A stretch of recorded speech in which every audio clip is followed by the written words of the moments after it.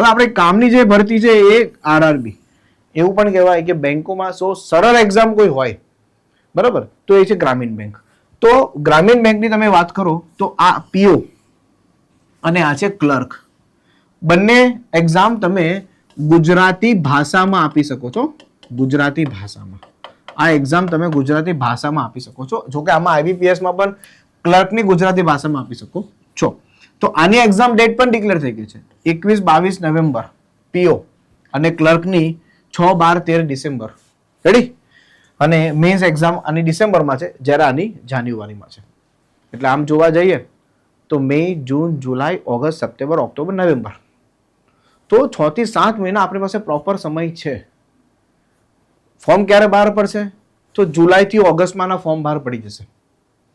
Exam ક્યારે લેવાશે? તો એક્ઝામની ડેટ અહીંયા આપેલી છે, નવેમ્બર ડિસેમ્બર છે. એટલે આપણી પાસે પ્રોપર 7-8 મહિના જેવો સમય છે. પ્રોપર વ્યવસ્થિત જો તૈયારી કરવી હોય ને તો 7 જ મહિનાનો સમય તો લાગશે. પછી જ્યારે ફોર્મ બહાર પડે ત્યારે તમે ફોર્મ ભરો, તૈયારી શરૂ કરો તો 3-4 મહિનામાં ના ભેગું થાય. કમસે કમ 7-8 મહિનાની પ્રિપેરેશન જોઈશે આની અંદર.